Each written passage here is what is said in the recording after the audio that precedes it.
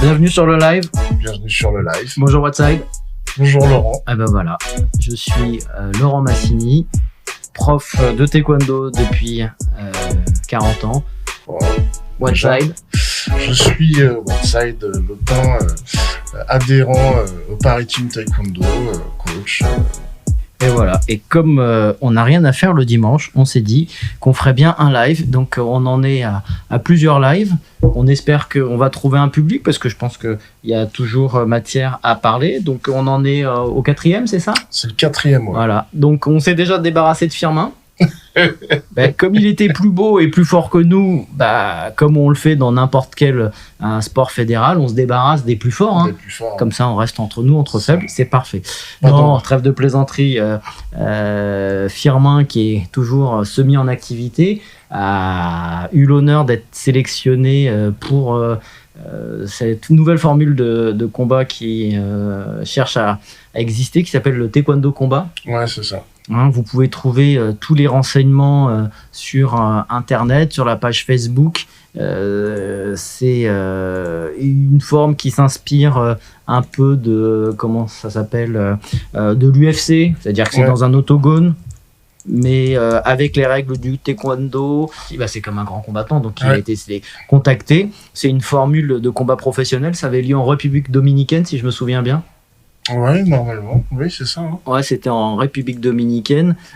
Et donc, si vous allez sur le live de Firmin, sur ses réseaux sociaux, vous verrez qu'il passe du bon temps. Allez, j'hésite pas, je crois que j'ai une photo. À la plage, tout ça. Tu crois que je peux la coller, la photo, comme ça ? Ouais. Ah non, ça colle pas. Non, ça colle pas. Dommage, j'aurais bien aimé. Ouais. Donc il passe du bon temps. Alors je crois que malheureusement son adversaire ne s'est pas présenté, donc il a juste eu le droit à des belles vacances. Voilà. Mais en tout cas... Il a regardé Google. Il a eu peur, il s'est dit oh là là, je suis pas prêt. En tout cas, voilà, Firmin est actuellement dans l'avion qui revient de la République dominicaine. Donc il aurait aimé être avec nous, mais bon voilà. Ça, c'était pour la petite actualité. Donc, notre actualité du jour, on a décidé de faire 2 questions. Est-ce que le taekwondo est en train de devenir un sport de riches ? On peut se poser la question. Je me suis posé la question parce que là, on est revenu de l'Open Île-de-France qui était quand même à 40 € l'inscription. Et j'avoue que ça m'a un peu fait tiquer. C'est des prix qu'on n'était pas habitué à voir en France. On n'a pas l'habitude. On y tend tout doucement. Alors c'est vrai qu'à l'international, on a déjà pris l'habitude de tarifs à 100 €. À 100 €. 100 €, 120 €, 150. Voilà, donc ça m'a un peu surpris, j'avoue. De même que il y a quand même beaucoup de choses qui arrivent, toujours pareil, des nouveaux plastrons, des nouvelles protections. Là, on sait que les Daido Génération 3 avec mitaines électroniques ont déjà été testés sur un événement mondial. Je crois que c'était championnat du monde cadet. Je crois que c'est ça, ouais. Voilà, donc on sent que ça va arriver. Donc on avait déjà les mitaines électroniques à 70 €. On va avoir les mitaines électroniques, je suppose, à 70 € aussi. Il y a des chances, avec un tout petit aimant, ça vaut bien les 70. Sachant qu'en plus, ceux qui ont l'habitude de faire des compétitions le savent, elles n'ont pas une durée de vie extraordinaire. Donc, je me suis posé la question, est-ce qu'on est en train... Alors, sans parler, bien entendu, des déplacements, parce que, encore une fois, des compétitions... Par exemple, pour l'Open Île-de-France, alors, pour les clubs franciliens, c'est génial. C'est parfait. Mais on a une pensée pour les clubs qui sont... de loin, qui sont... moi, j'ai vu, par exemple, un club qui venait de Corse, de Bastia. Ouais. Donc, ça fait plaisir parce qu'on se dit, eux, ils sont passionnés, ils viennent. Exactement. Mais j'ai pensé à eux. Entre l'avion, l'hôtel, l'inscription, 40 €, t'amènes 4 athlètes. T'en es déjà à 4 x 4, 16, c'est déjà à 160 € de frais d'inscription. Ouais, ça fait beaucoup. Ouais, donc je me suis dit, est-ce que c'est en train de devenir un sport de riches alors qu'au départ, c'était quand même, quand on a commencé, c'était en francs, mais j'avais pas l'impression que ça coûtait aussi cher. Ouais, c'était pas forcément aussi cher. Mais bon, après, on dira qu'il y a toujours des frais. Alors justement, pour donner un petit peu d'eau à notre moulin, moi je me suis renseigné. Allez, on est pro. Alors, ceux qui regardent le live, ils peuvent le voir sur la vidéo. J'ai fait des petites fiches, j'ai fait des petits chiffres. Pour ceux qui sont uniquement en podcast, je vais vous lire ce que j'ai pris comme note. Donc, j'ai noté les 10 fédérations qui ont le plus d'adhérents aujourd'hui. Hein. Dans l'ordre, vous les connaissez. Hein, c'est le football, forcément, le tennis, l'équitation, le basket, le judo, le hand, le golf, la natation. Alors, moi, ce qui m'a surpris, le canoë. Ouais. Le canoë est 1, 2, 3, 4, 5, 6, 7, 8, 9. Le rugby, l'athlétisme, la gym. L'équitation aussi, j'aurais pas pensé que c'était le troisième sport. Ouais. Le troisième sport, oui. Et donc, j'ai regardé déjà quel était le prix des licences. Hein. Je rappelle que le prix de la licence pour le taekwondo, c'est 35 ou 36 avec quelque les chose comme ça, ouais. Donc, déjà, la première surprise qu'on peut voir, c'est qu'il n'y a pas toujours une corrélation entre le fait qu'une fédération soit, on va dire, plein de licenciés et le prix. Moi, j'imaginais que le prix de la licence en foot n'était pas très cher, du fait qu'il y ait plein de licenciés. Je pensais aussi, ouais. Et en fait, le football, avec ses 2 millions de licenciés, on est à des prix qui varient entre 138 et 208 euros la licence. C'est énorme. Ça m'a paru cher. Ouais. J'étais pas préparé. Ouais, sans compter l'adhésion. Après, il faut partir de la compétition, l'équipement. Donc, clairement, le football est un sport de riche. Parce que avec les dernières hyper Venom carbone, que tu marques plus de buts qu'avant, à 100 balles les crampons au bout de 6 mois comme ça en plastique. Qui se déchire, ouais. Ouais, bah, c'est en plastique, faut reconnaître. C'est du même niveau qu'une pitaine. Hein. Voilà, donc 138-38. Mais bon, à la rigueur, le football, si tu perces, t'as un espoir de devenir quelqu'un. Alors, taekwondo, c'est 0,01 pour percer. D'accord, mais nous, nos 0,01, ils percent nulle part, quoi. Le tennis, la licence est à 33 €, donc on est déjà plus dans quelque chose qui ressemble à nous, hein, voilà. L'équitation, c'est 36 €, donc comme quoi, des fois, on se dit sport de riche, mais en fait, la licence est très bas. Bon, après, c'est je pense, tout ce qui va autour. Hein. Un cheval, à mon avis, c'est pas le prix d'une pitaine. Le basket, pareil. 678 000 licenciés, 150 à 230 € la licence. Hein, encore une fois, on parle que de la licence. Hein. Le judo, 41 €. Le hand, pareil, entre 125 et 175 €. Le golf, 53 €. La natation, 39 €. Après, j'ai pas fait la liste. Mais voilà, on voit que déjà, il y a tous les prix. J'aurais cru que le golf, c'était plus cher. Eh ouais. Ah, ça surprend, ouais. Mais en fait, les prix sont pas répartis pareil. C'est-à-dire, ce qui va te coûter cher, ça va plutôt être la pratique et les conditions d'accès. D'accord. Voilà. Là, pour accéder à une partie de golf, si tu veux juste jouer en plaisir, c'est 70 balles. D'accord. Enfin, la location, j'allais dire la location, pas vraiment location. Oui, je vois très bien. Mais si tu veux jouer sur un parcours de 18 trous, c'est entre 70 et 100 balles pour des parcours lambda. Et si tu veux aller vraiment sur des beaux parcours, c'est 150 € la partie. Hein. La partie ouais. D'accord, ouais. On est sur autre chose. Voilà. Donc après, je me suis renseigné pour savoir s'il y avait une corrélation sur les tarifs qui sont liés au prix des tournois. Alors le foot, il y a tous les prix. Ouais. C'est-à-dire que déjà, tu as un championnat où, par défaut, tu es inscrit. Et donc, tu ne payes pas à chaque compétition, puisque c'est le championnat, tu fais tes tours. D'accord, oui. Et à la fin, celui qui a le plus de points, il monte, il descend. Donc ça, c'est le principe du championnat. Et puis après, pour les petits tournois, il y a tous les prix. Hein. Il y a de 5 balles l'équipe, 10 balles l'équipe. Donc, ce n'est pas vraiment le bon référentiel. Pour le karaté, qui est un peu plus proche de nous, sport de combat, j'ai regardé, ils ont une espèce de référence nationale. C'est-à-dire que j'ai été voir ça sur leur site. Déjà, ils utilisent un logiciel interne et pas comme nous, Martial Event. C'est vraiment le logiciel de la FF Kama, ouais. C'est 8 € pour une compétition nationale par combattant. C'est incroyable. 3 € par compétition départementale pour le combattant. Et là, je me suis dit, ah ouais, c'est pas les mêmes tarifs, quoi. Et le karaté, ils sont 249 000 licenciés pour 4 900 clubs. À mettre en corrélation avec le taekwondo, 50 000 licenciés pour 900 clubs. Alors, est-ce que le fait qu'ils aient plus de licenciés, ça permet d'avoir sur une compétition plus de monde et donc ça fait baisser ? En tout cas, c'est un cahier des charges. Hein. Ouais. Pour le judo, pareil, il y a tous les prix, mais vraiment, ce qui m'a le plus marqué, c'est j'ai trouvé une compétition qui était affichée, la compétition de Noisy-le-Grand, donc voilà, à côté de chez nous, tournoi international, donc ça peut un peu ressembler à l'Open Île-de-France. Ouais, oui. Puisqu'il y avait des équipes internationales, puisqu'il y avait l'équipe du Luxembourg, Quelques équipes, j'ai pas tout noté.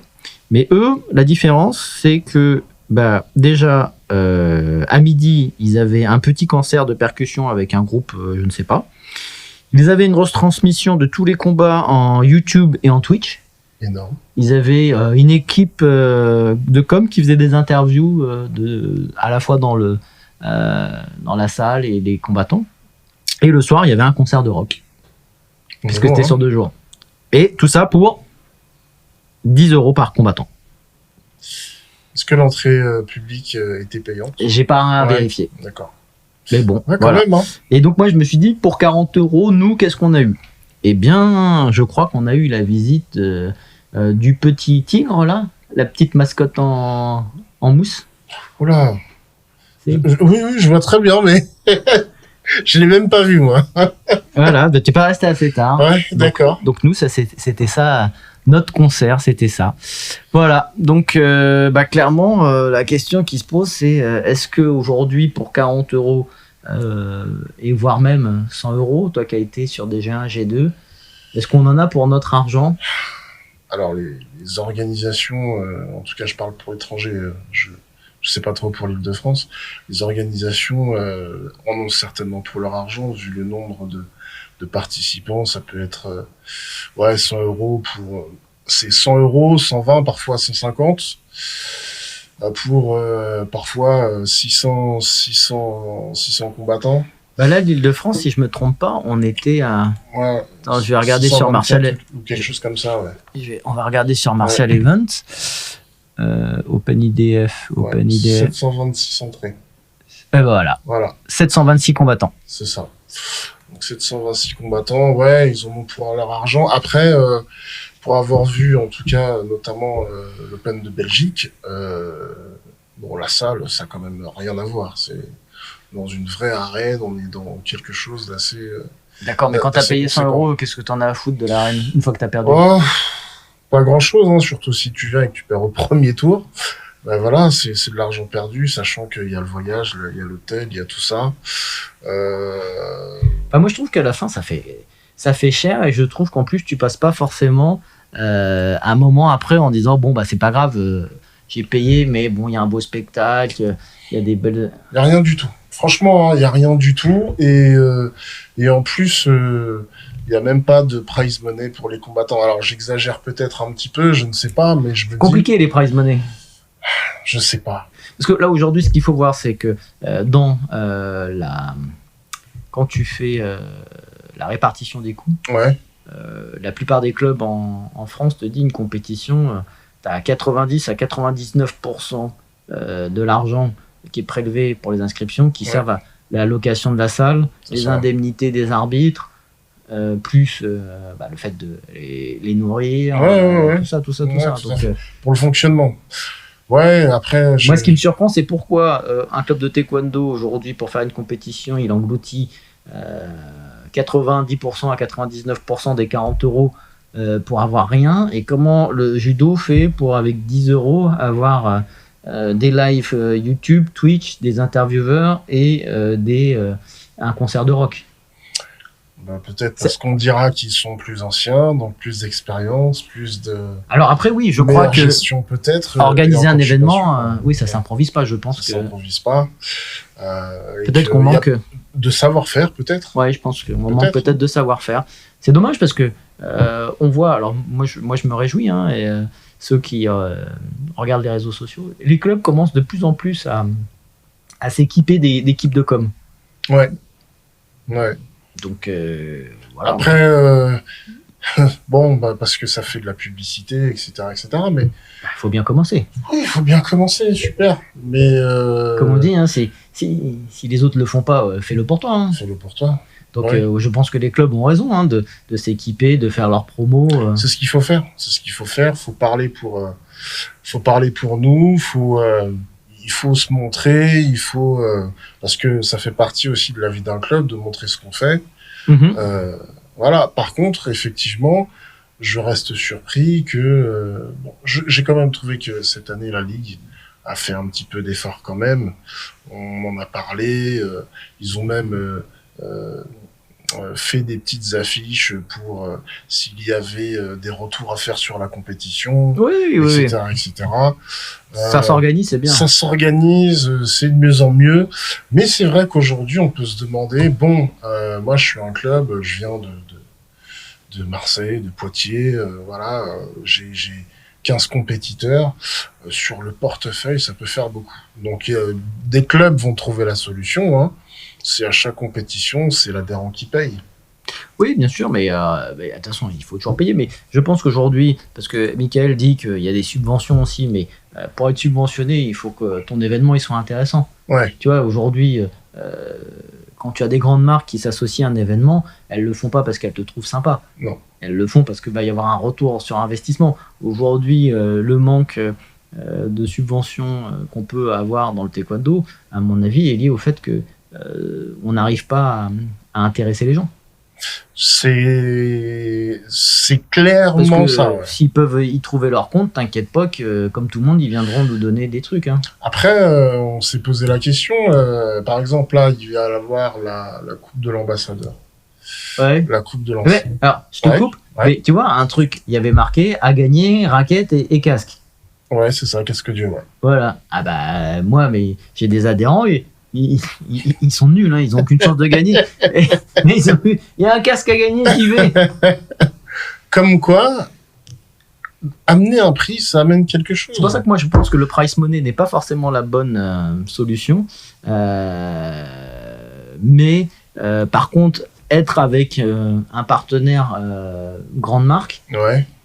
Ça peut aider. Ouais, ça peut aider, Tu gagnes une connerie, un AirPod, ils sont contents, quoi. Ouais, bah c'est pour ça que je prenais justement les coupes de l'ambassadeur précédentes. L'une des premières, enfin c'était des gros trucs, hein, sponsorisés par Samsung, etc., etc. Je sais pas ce qui s'est passé entre temps, mais il y a eu un engagement qui a été perdu entre Samsung et la Fédé, voilà. Ouais, mais tu vois, regarde, Michael nous dit que le judo a des partenaires financiers qui sont importants, mais encore une fois, mais c'est parce qu'ils ont quelque chose à vendre. Hein. C'est parce que qu'est-ce qui nous manque ? Pourquoi tu choisis ça ou ça ? Tu vois, pourquoi Coca il s'associe aux Jeux Olympiques et il s'associe pas au taekwondo français ? Parce que son retour sur investissement va pas être le même, c'est tout. C'est vrai. Donc si tu fais quelque chose, parce que on regarde, il y a des sports sans être très connus qui ont des partenaires forts. Tu vois, par exemple, on prend le Red Bull. Ouais. Il s'associe au sport extrême. Oui. Très bien. Qui fait du sport extrême ? Personne. Personne, ouais. Voilà. Okay. Et pourtant, ils sont à fond, ils vont financer un mec qui va faire des trucs en ski que 0,00001% de la planète va faire. Ouais. Mais il va y voir un intérêt parce que, pour des tas de raisons, quand tu vas étudier un plan marketing, ils vont te dire, ok, ça touche personne, mais voilà, il y a de l'image. Mais quelque part, après, voilà,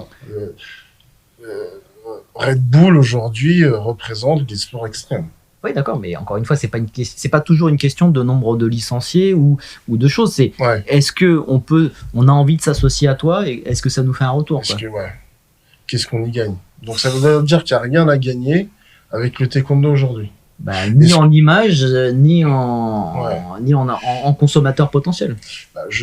Après, d'après ce que j'entends, il n'y a qu'en France où le taekwondo n'a pas le public qu'il mérite. Qu'ailleurs, il y a beaucoup de licenciés, etc., etc. Alors, qu'est-ce qui nous manque, nous ? Moi, sincèrement, je trouve que, c'est ce que je dis, quand tu arrives dans une compétition de taekwondo aujourd'hui, je trouve que déjà, il n'y a pas un côté festif. Moi je suis d'accord. Dès que tu arrives, c'est dépêchez-vous les combattants, vous n'êtes pas prêts, ça fait déjà le troisième rappel. Oui, c'est vrai que ça prend tellement de temps, mais on sent que déjà il n'y a pas le côté festif. Bienvenue à cette compétition, on est content de vous voir, on espère qu'on va faire une ambiance de feu. Au bout de 2 combats, tu as déjà les supporters qui sont en train d'insulter l'arbitre.